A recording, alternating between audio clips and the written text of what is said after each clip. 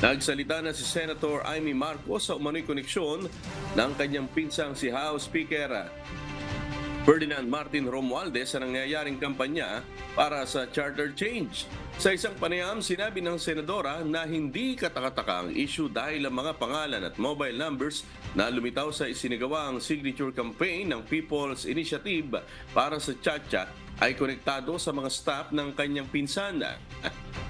Ibinunyag din ni Senatora Marcos na maaring may ilang tao na nagsasamantala sa kanyang kapatid na si Pangulong Ferdinand Bongbong Marcos Jr. kahit na sinabi noon ng Pangulo na ang mga amyenda sa 1987 Constitution ay dapat mag-focus sa pag-akit ng mas maraming investors sa bansa. Kailangan anya na malaman ni Pangulong Marcos ang nangyayaring People's Initiative na ikinababahala niya.